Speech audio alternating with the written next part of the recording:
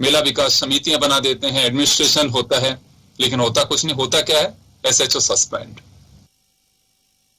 तो चलिए हम चर्चा शुरू करेंगे, और हमारे साथ इस मुद्दे पर चर्चा करने के लिए जाने माने ज्योतिषाचार्य पुरुषोत्तम गौड़ साहब हमारे साथ हैं, राजस्थान पुलिस सेवा के पूर्व अधिकारी योगेंद्र जोशी साहब हमारे साथ हैं, भाजपा नेता सुरेश गर्ग जी हमारे साथ हैं, और डॉक्टर प्रदीप चतुर्वेदी जी कांग्रेस से हमारे साथ जुड़ रहे हैं। सभी का स्वागत है।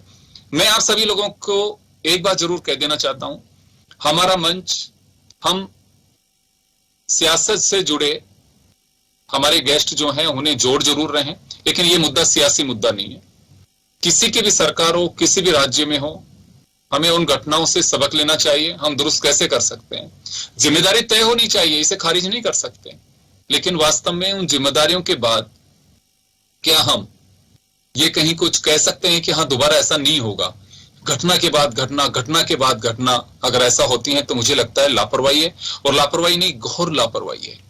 मैं जोशी साहब आपके पास आना चाहूंगा कि घटना कहीं की भी हो, चले खाटू श्याम जी में घटना हुई, हम राजस्थान में बैठे हुए हैं, ये चर्चा प्रासंगिक हो गई कि आज ही घटना हुई और आज हम चर्चा नहीं कर रहे हैं, लेकिन ये कोई आखिरी घटना नहीं है और इससे पहले घटना नहीं हुई, ये सभी हम खारिज नहीं कर सकते हैं। आखिर इन घटनाओं से हम कुछ सीख पाते हैं, सबक लेते हैं।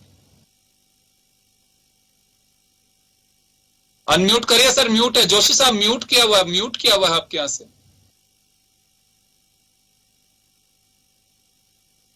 जी वापस कर दिया आपने जी।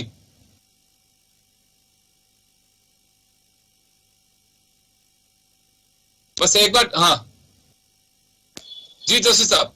हाँ, ऐसा है, आपने बहुत अच्छा बिंदु उठाया है, और ये बिंदु इसलिए भी आवश्यक है कि ये राजस्थान की बीमारी नहीं है, ये इस प्रकार की पूरे देश की है। अभी कुछ दिन पहले आपने देखा होगा अमरनाथ में बादल फट गए थे, और ये उसमें पाया गया था कि वहां कैंप लगाते हैं बार बार वो शाइन बोर्ड वाले, जहां पर ही बादल फटते हैं। मतलब उससे ये सबक नहीं लेते हैं कि अगर वहां कहीं प्रॉब्लम पैदा होती है तो उस प्रॉब्लम के बारे में पहले से क्यों नहीं विचार करते।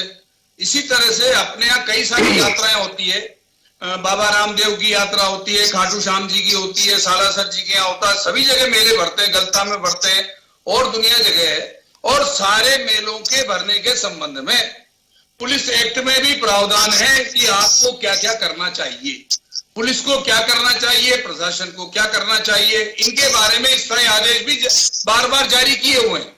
लेकिन क्या है, जो एक तो इनकी जो संस्था है जो अपनी वहां समझो मोनोपोली करके चलती है, उस संस्था का उसमें बहुत ज्यादा हस्तक्षेप रहता है। साथ ही जो वहां का जो पुलिस प्रशासन है, जो वहां का कलेक्टर है, जो वहां के एसपी है, वो इस बात का अंदाजा ही नहीं लगा पाते हैं। जबकि ये देखना चाहिए कि कोविड खत्म हुआ है, अब यात्रा में बहुत सारे लोग ज्यादा जाएंगे, तो ऐसा थोड़ी व्यवस्था नहीं हो सकती। और हमारे राजनीतिक लोगों के लिए तो बड़ी आसान सी बात है कि दुर्घटना में मर जाए पैसे दे दो, इस तरह मर जाए पैसे दे दो, ताकि वो पैसे के लालच में वो उस चीज को भूल जाए और प्रशासन आराम से हो जाए। मेरा आपके टीवी माध्यम से ये कहना है कि हमारे यहाँ एसडीआरएफ की भी बहुत बड़ी संख्या में है। कोई जरूरी नहीं है कि एसडीआरएफ के बादल फटे तभी पहुंचे, लेकिन हमारे एसडीआरएफ के बारे में थोड़े दिन पहले निकला था कि वहां की एडीजी और एसपी में झगड़े चल रहे हैं। अब आप बताइए, वहां कर्मचारियों को तेल निकालने में लगा रखा है। ये इस तरह की चीजें जो है ये प्रदर्शित करते हैं कि हमारा जो प्रशासनिक अमला है ये कितना ज्यादा सावचेत है कि देखिए इस प्रकार की घटना हो जाती है तो क्या होता है। एम्बुलेंस की प्रॉपर व्यवस्था नहीं होती, वहां पर प्रॉपर अस्पताल की व्यवस्था नहीं होती, वहां हेलीकॉप्टर की व्यवस्था नहीं होती, और इवन वीआईपी ट्रीटमेंट होते हैं कि कौन वीआईपी दर्शन करेगा, कौन वीआईपी दर्शन नहीं करेगा। लोग जा करके वहां इकट्ठे हो जाते हैं, सिफारिशें करवाते हैं। वहां की आधी पुलिस, आधे एसएचओ वहां इसमें लगे रहते हैं कि इनको चिट बना के दो, इनको नंबर लगा के दो तो ये काम होगा। इस तरह की चीजें जब तक यहाँ ऐसी जगह पर होती रहेंगी तब तक ये होता रहेगा। दूसरा ये बताइए योगेंद्र जी के, क्या ये एसपी कोई नए थोड़ी है? वहां जो एसपी लगते हैं, कलेक्टर लगते हैं, सब देखते हैं, सब जानते हैं। मेरे जैसे व्यक्ति ने 3-4 घटनाएं तो देख ली है, और अगर उसके बाद भी ये घटनाएं होती है तो इस शर्म की बात है, और ये प्रशासन सावचेत नहीं है। मैं पुरुषोत्तम जी गौड़ साहब के पास जाना चाहूंगा। सर, दर्शन करने चाहिए, आस्था का सवाल है, इसमें बहुत ज्यादा कुछ नहीं कहूंगा क्योंकि कुछ ज्यादा बातें आते हैं तो बड़ा बवाल मचता है। मैं उस स्थिति में नहीं हूं कि को जवाब दे पाऊं। मैं लेकिन सिर्फ इतना सा जानना चाहता हूं कि भीड़ जब जुटती है कहीं पे भी, श्रद्धालुओं को हम कुछ कहना चाहेंगे कि हाँ देखिए, भगवान भी ये कहता है कि आप अपने जान जोखिम में ना डालें। ईश्वर कभी नहीं कहता है कि आप अपनी कुर्बानी देके दर्शन करिए, कभी नहीं कहता, कोई भगवान नहीं कहता, ऐसा कोई ग्रंथ भी नहीं है। बिल्कुल आप आस्था रखिए, लेकिन कुछ सावधानी श्रद्धालुओं से भी हम कह पाएंगे कि हाँ बिल्कुल कुछ सावधानियां बरतनी चाहिए। सर म्यूट क्या हुआ है? आपके यहां सभी म्यूट है, म्यूट क्या हुआ है? पुरुषोत्तम जी गौड़ साहब आपने म्यूट किया, अनम्यूट करिए इसको।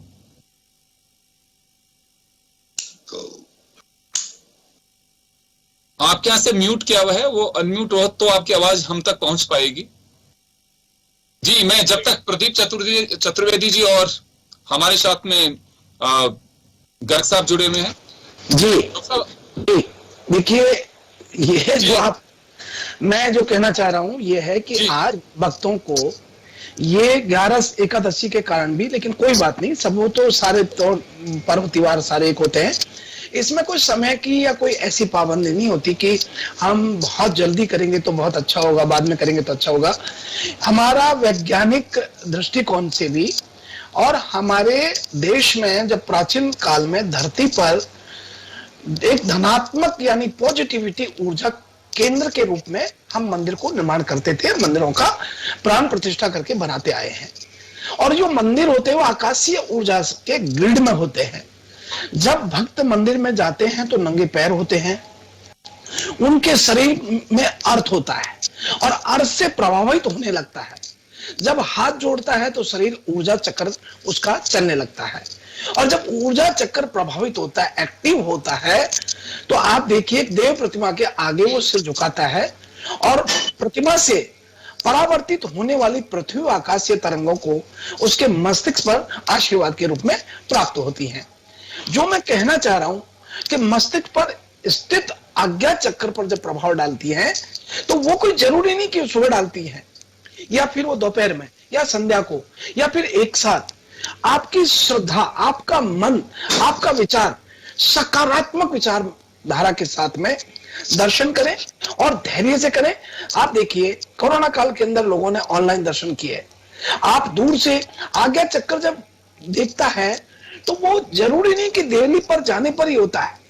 आप जाएं, बिल्कुल जाएं, दर्शन करें, लेकिन एक नियम से, एक क्रम से जब आप ये करते हैं तो भक्त अपने अंदर एक ऊर्जा ऊष्मा की प्राप्ति करते हैं। जैसे मैं आपको बताना चाहूंगा, आप देखिए हमारे अधिकांश मंदिरों में शिखर होता है, और शिखर इसलिए होता है, ये बड़ी बात है, शिखर इसलिए होता है कि शिखर एक तरीके से जो ऊर्जा है, सकारात्मक ऊर्जा की तरंगे, ध्वनि मनुष्य को प्रभावित करने लगती है। ये परावर्तित तरंगों और मानव तन की प्राकृतिक आवृत्ति जो बनाए रखते हैं उसमें सहायक सिद्ध होती है।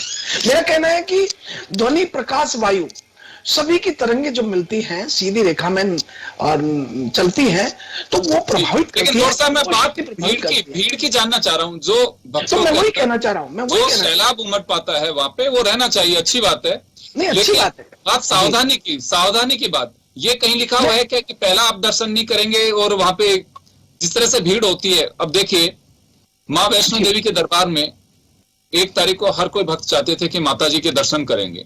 हर व्यक्ति का अपना कुछ श्रद्धा होती है, वो उसका अपना इष्ट देव होता है। कोई भैरू जी के जाता है, कोई गणेश जी के जाता है, कोई राम जी के जाता है, कोई किसी के भी जा सकता है, लेकिन आपकी जान पर वो आपकी आस्था इतनी भारी पड़े, ये कहीं लिखा हुआ है कि आप पे बिल्कुल आप जान की कुर्बानी देके दर्शन करेंगे। मैं वही निवेदन करना चाह रहा था कि ये सब चीजें मंदिर के आसपास होरा में सकारात्मक ऊर्जा शक्ति का संचार होता है। मूर्ति के समक्ष आप जाकर के दर्शन कर रहे हैं, अच्छी बात है, लेकिन आप सावधानी पूर्वक करें। आप पहले अपने प्राणों की रक्षा करेंगे तभी तो आप रह पाएंगे, तभी तो उनका आशीर्वाद फलित होगा। ऐसे में दर्शन करते समय कई बार आप देखते हैं भीड़ में लोग पड़ते हैं और देखते नहीं को क्या है। मैं आप जैसे आपको कहना चाहूंगा कि दरवाजा मंदिर का हमेशा क्यों ऊंचा होता है? वो इसीलिए ऊंचा होता है कि जो द्वार का रहस्य है और जो द्वार बनाते हैं गर्भ ग्रह के जो गर्भगृह है उससे 3 गुना ऊपर बनाया जाता है, ऐसा हमारा शास्त्रीय प्रमाण होता है। तो दरवाजा बड़ा होता है, लेकिन आप दरवाजे से प्रणाम कर सकते हैं, आप अंदर जाके प्रणाम कर सकते हैं। लेकिन मेरा इतना ही कहना है भक्तों से और समस्त जो श्रद्धालुओं से कि दर्शन करें, लेकिन सावधानी से और खुद की जान को जोखिम से बचा करके करें। जी बिल्कुल। मैं प्रदीप जी आपके पास आना चाहूंगा। देखिए, घटना कहीं भी हो, ऐसा कोई राज्य नहीं है जिसमें कोई सरकार ये दावा करे कि नहीं मेरे यहाँ घटना नहीं हो सकती। देखिए, श्रद्धालु सब जगह होते हैं, आस्था होती है और हम सबकी भी आस्था होती है। लेकिन मेरा जो सवाल ये है कि हो सकता है किसी को चुभ रहा होगा, लेकिन ये कोई भगवान अपने श्रद्धालु को नहीं कहता, ना कोई ग्रंथ कहता है कि आप जान जोखिम में डाल दीजिए और उसके बाद ही मेरे दर्शन करने आइए। योगेंद्र जी, ये आस्था का सवाल है और आस्था में आदमी छोटा बड़ा नहीं होता। आस्था किसी सामाजिक व्यक्ति की हो सकती है, और जिसकी आस्था है वो, क्योंकि इस मंदिर की जहां तक बात है, मेरा मानना है कि देश प्रदेश नहीं विदेशों से भी लोग आते हैं और यहाँ एकादशी को ये मेला हर महीने बढ़ता है, भीड़ होती है। ये कोई निश्चित प्रक्रिया है, इसमें कोई नई बात नहीं है। सवाल यह है कि जितने भी मंदिरों में हादसे हुए हैं, अगर मैं सही हूं और मेरा अनुमान ठीक है, तो मेरा मानना है कि जो इसको संचालित ट्रस्ट और संस्थाएं करती हैं, मैं समझता हूं उनकी व्यवस्था का सवाल है। क्योंकि क्या है कि जो व्यक्ति अपने सीमित संसाधनों में होते अपनी आस्था को बनाए रखने के लिए परिवार के समेत वहां जाता है, तो वो हर हाल में दर्शनों का अभिलाषी है। लेकिन उसे उस व्यवस्था पर जब अविश्वास होता है योगेंद्र जी, तो उसमें व्याकुलता बढ़ती है। व्याकुलता बढ़ती है तो उसका सिस्टम, वो जैसे मैंने आपसे क्या कहा कि उसकी ये इच्छा है कि वो बच्चों को लेके, छोटे छोटे बच्चों को लेके, रिश्तेदारों को लेके, परिवार को लेके वो आता है, तो वो हर कीमत पर दर्शनों का अभिलाषी है, चाहे उसके लिए कुछ भी करना पड़े। अब सवाल ये है कि अगर जनमानस को, जो जन आस्था के लोग वहां आए हुए हैं, उसको वो संस्था या ट्रस्ट चलाती है, अगर उनके इस विश्वास को, व्यवस्था को कायम नहीं रख पाती है, तो मेरा मानना यह है कि ये उनके प्रति उनका दुराचार है। ये जब आते हैं, उनको पता होता है, प्रशासन के साथ उनकी मीटिंग होती है, हर आयोजन से पूर्व प्रशासन के साथ मीटिंग करता है, उनसे फीडबैक लिया जाता है, उनसे अनुमान लिया जाता है। लेकिन आमतौर पर देखा जाता है कि सरकार में प्रक्रिया है कि पिछले 3 से 4 आयोजनों की एवरेज को लेकर के आप ट्रेंड देखते हैं, उससे आप 10 से 20% बढ़ा करके भी आप इंस्टॉल बात करते हैं। लेकिन जब व्याकुलता बढ़ती है और दर्शनार्थी को लगता है कहीं कुव्यवस्था है, कोई वीआईपी ट्रीटमेंट बीच में घुस रहे हैं, कोई अव्यवस्था को तोड़ करके बीच में कर रहे हैं, तो ये अधीरता उत्पन्न होती है जनसमूह में। और जनसमूह जिस भी ट्रस्ट में वो ये भरोसा करता है कि उसे दर्शन सहज उचित तरीके से हो जाएंगे, वहां ऐसा भगदड़ नहीं होती। तिरुपति में भगदड़ आपने देखी कम होती है। वैष्णो देवी में पिछले साल हुई है, क्योंकि वहां पर क्या हुआ कि वो चट्टान गिरने से वो रुक गया और वो भीड़ जमा हो गई, इसलिए वो हुआ। लेकिन इतने सालों में मैंने भी देखा और मैं जाता रहा हूं, वहां कभी भी व्यवस्था पर लोगों का विश्वास है, इसलिए वहां कभी ऐसा नहीं हुआ। लेकिन जहां आप सही कह रहे हैं, सही कह रहे हैं। अब मैं आपकी बात जहां विश्वास होता है, प्रदीप जी, आपकी बात से मैं सहमत हूं कि आस्था है, उसे कोई खत्म नहीं कर सकता। ये क्योंकि अंदर से अपने खुद के एक निकली हुई होती है, किसी की थोपी हुई नहीं होती है। भगवान के प्रति किसी भी संप्रदाय की हो, वो उनको एक आस्था होती है, और मुझे लगता है ये संस्कारों में भी होता है लोगों के। बात सबसे बड़ी है कि व्यवस्था की, अगर व्यवस्था होती है तो लोग जान जोखिम में भी डाल सकते हैं।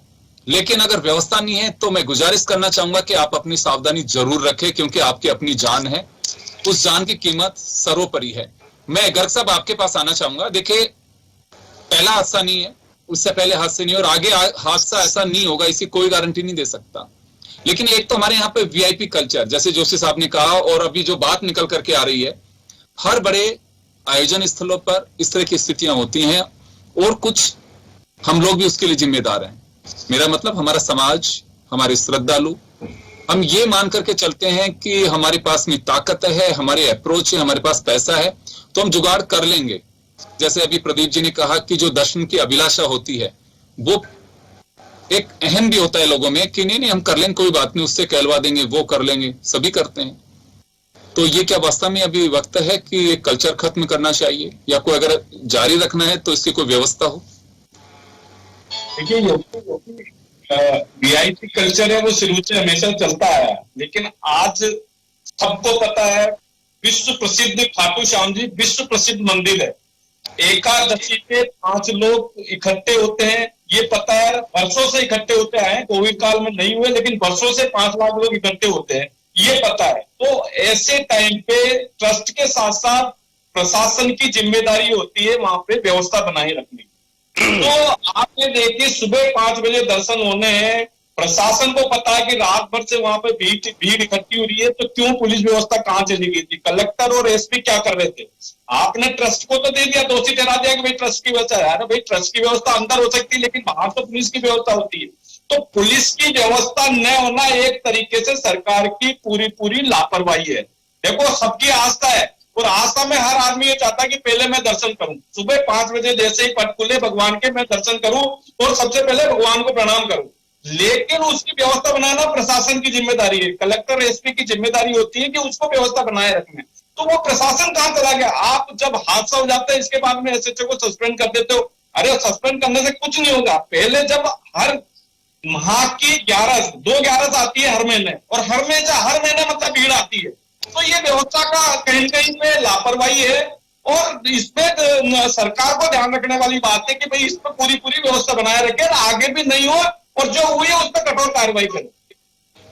बिल्कुल, मैं आपकी बात से सहमत हूं गर्ग साहब कि निश्चित रूप से हादसा जो होता है कोई भी हो, बेशक होती लापरवाही ही है और खामियाजा उसको भुगतना पड़ता है कि जो ये मान के चलते हैं कि हमारा अधिकार है, हम जाके दर्शन करेंगे और कोई वो व्यवस्था को भी नहीं तोड़ रहे हैं, उनकी करना चाहते थे, कर सकते थे।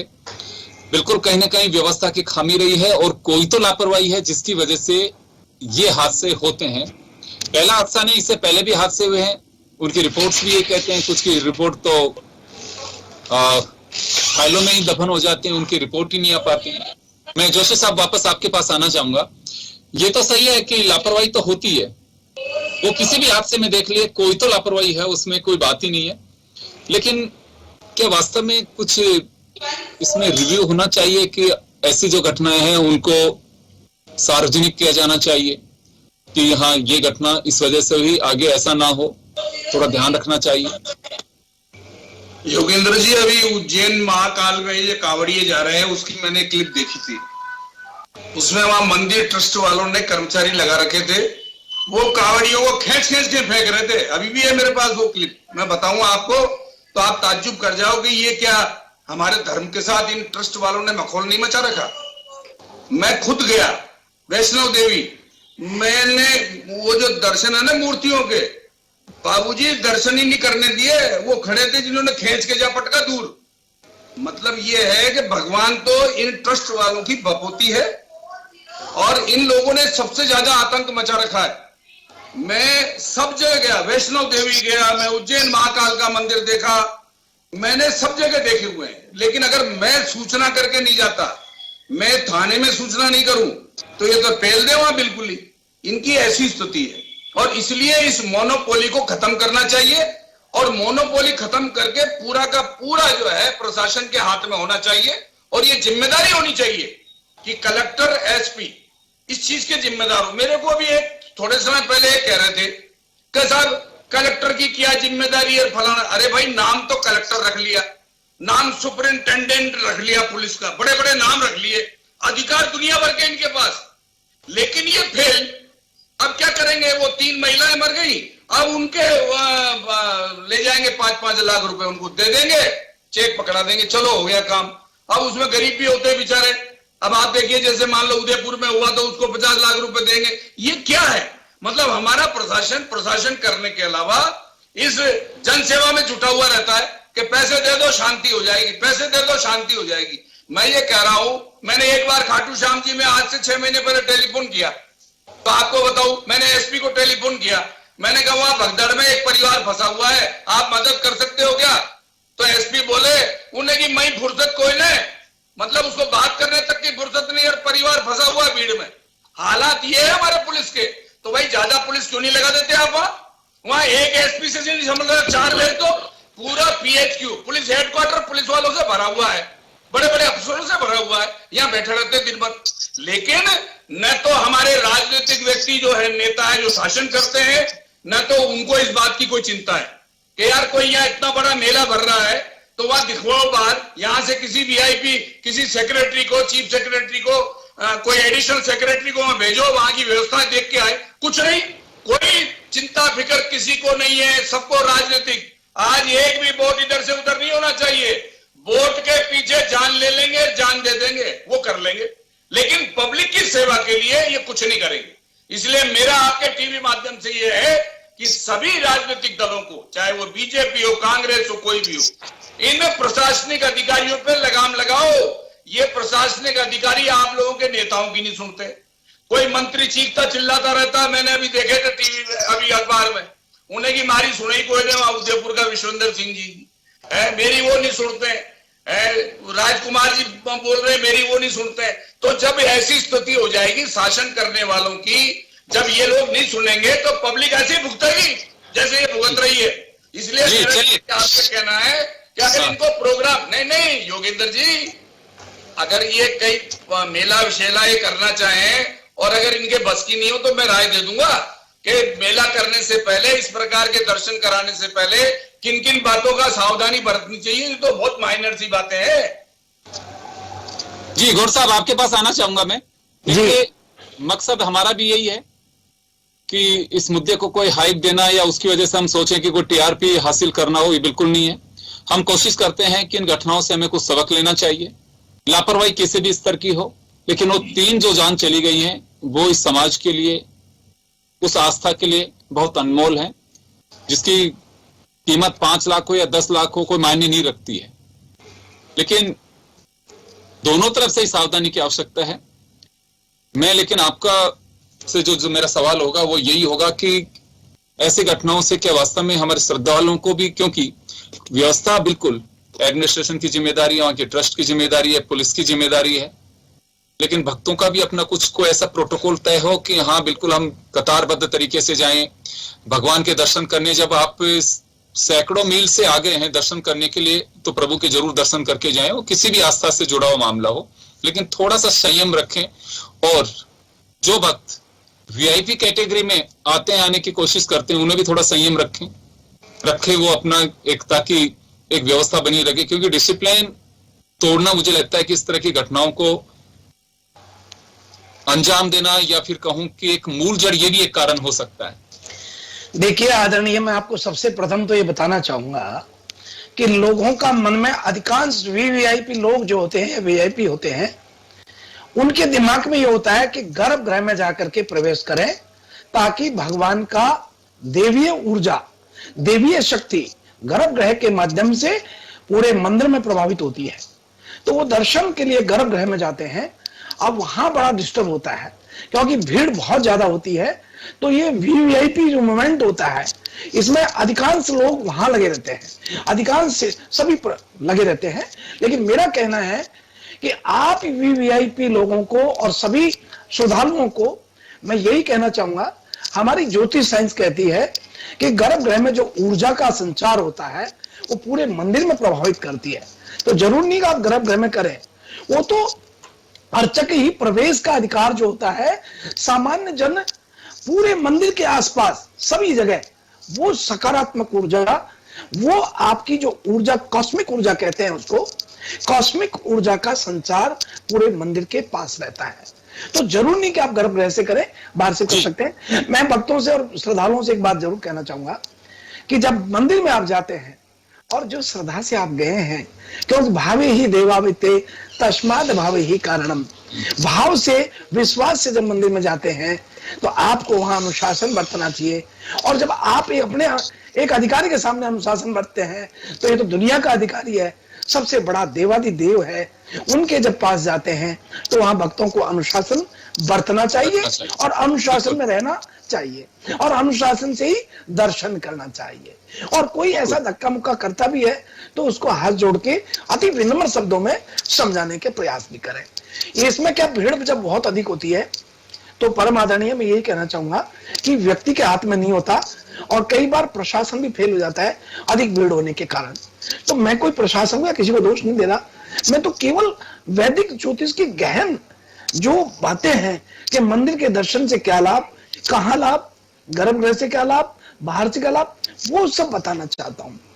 और वो यही है कि आप अनुशासित करें, शुद्ध मन से दर्शन करें और आप अपने साथियों को भी सहयोग करें, बैलेंस और संतुलन बना करके दर्शन करें। ये आपके लिए और मैं कहता हूं आपके भविष्य के लिए ठीक रहता है। जी बिल्कुल, बहुत अच्छी बात है। गर्ग साहब, आपके पास आना चाहूंगा मैं। चलिए, मैं आपकी बात से बहुत सहमत रहा कि कहीं की लापरवाही हुई है जब इस तरह की घटनाएं होती हैं, लेकिन एक बात मैं जरूर जानना चाहूंगा कि क्या ऐसे जो आयोजन होते हैं जिसमें भारी भीड़ होती है, थोड़ा ये वीआईपी कल्चर को भी कटौती करनी चाहिए इसमें? देखिए योगेंद्र जी, सुबह 5 बजे वीआईपी कल्चर की वजह से हादसा नहीं हुआ है। ये हादसा भीड़ में, मैं इसकी बात नहीं कर रहा। मैं आप ये बताइए कि वो भीड़ के अंदर अचानक एक संदेश गया, उसके कुछ महिलाएं गिर गई, उसके ऊपर भगदड़ मच गई। तो कहीं न कहीं पे जो वहां पे जो बॉडी गार्ड है या प्रशासन है, उनकी कहीं चूक तो हुई है। और प्रशासन में पुलिस व्यवस्था तो बिल्कुल भी नहीं थी वहां पे। आप ये देखिए, पुलिस के नाम से 1-2 लोग भी नहीं थे। केवल ट्रस्ट के ऊपर जिम्मेदारी छोड़ना ये कोई समाधान नहीं है। देखो, बाहर की व्यवस्था तो पुलिस प्रशासन को, वहां के कलेक्टर एसपी को ही करनी पड़ेगी। चाहे कहीं पे भी कितना भी बड़ा आयोजन हो, तो उसमें आपको व्यवस्था तो सरकार की रहती है। तो कहीं पे सरकार की लापरवाही है योगेंद्र जी। और ये भी आपको पता है कि चलो मेरे को यहाँ पे राजनीति नहीं करनी चाहिए, लेकिन गहलोत जी तुष्टीकरण की राजनीति कर रहे हैं, ये बिल्कुल दिख रहा है, साफ के साफ दिख रहा है। यहाँ पे भी आप जयपुर के अंदर भी क्या हो रहा है कि कांवड़ियों ने अपने यात्रा में उसको डाइवर्ट मत करें। मैं इस मुद्दे पे चलिए, खाटू श्याम जी में क्या तुष्टीकरण हुआ, मैं ये जानना चाह रहा हूँ। गर्ग साहब, खाटू श्याम जी में क्या तुष्टीकरण हुआ? खाटू श्याम जी में क्या तुष्टीकरण हुआ? जयपुर के अंदर, जयपुर का मैं उदाहरण देता हूँ। अगर अपन मुद्दे से भटक जाएंगे। गर्ग साहब को आज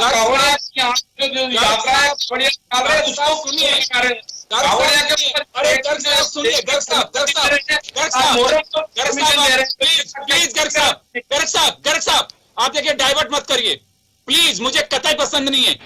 आप सुन रहे हैं? सुनिए। नहीं, बिल्कुल हम इस प्लेटफॉर्म को इस बात के लिए अलाउ नहीं करेंगे, आपको बिल्कुल अलाउ नहीं करेंगे। योगेंद्र जोशी जी को आपने सुना, योगेंद्र जोशी जी को महाकाल में कैसे उठा के फेंक रहे कावड़ियों को? आप ये बताइए, कानून व्यवस्था की लापरवाही है या नहीं है? आप डाइवर्ट मत करिए, मुद्दे की बात करनी चाहिए, बिना मुद्दे की बात का कोई मतलब नहीं है। आप डाइवर्ट मत होइए, आप चूक सबके वक्त होती है, लेकिन उससे सबक नहीं लेते हैं। ये तो सबक लेते हैं कि हमें बाण कैसे चलाने, लेकिन ये कोई सबक नहीं लेता कि हाँ हमारे वक्त में गलतियां वही थी और फाइलें दफ्तर बंद हैं, वो निकल नहीं पा रही हैं। क्या मिली भगत का खेल चलता है कि कोई सार्वजनिक न करता, ना किसी को दोषी ठहराने की कोशिश करता है। एसएसओ सस्पेंड हुआ, वहां का तहसीलदार हो जाएगा और कोई हो जाएगा। लेकिन कुछ हम सबक क्या लेते हैं? बड़ा सवाल ये है उन घटनाओं से कि हाँ बिल्कुल ये घटना अगर खाटू श्याम जी में हुई है तो जीण माता में नहीं होगी, या फिर कहीं पे गोविंद देव जी में नहीं होगी, कि दूसरी जगह नहीं होगी। इन घटनाओं से हमें सबक लेना चाहिए। घटना दुर्भाग्यपूर्ण है, लेकिन उससे हमें सबक भी लेना चाहिए। घटना चाहे वो वैष्णो देवी के मंदिर में हो, चाहे दूसरे किसी मंदिर में हो, लेकिन उससे हमें सबक लेना चाहिए, सीखना चाहिए कि क्या प्रशासन को भी, सरकारों को भी और श्रद्धालुओं को भी, क्योंकि आपकी जान की परवाह आपको खुद को भी होनी चाहिए। आप किसी के भरोसे मत जाइए, ईश्वर है उसके भरोसे आप बिल्कुल जाइए। मैं आपकी आस्था पे कोई सवाल नहीं खड़ा कर रहा, लेकिन सावधानी भी बहुत जरूरी है। चलिए, बहुत बहुत शुक्रिया तमाम अतिथियों का और दर्शकों का। खास खबर में इतना ही, दीजिए इजाजत, नमस्कार।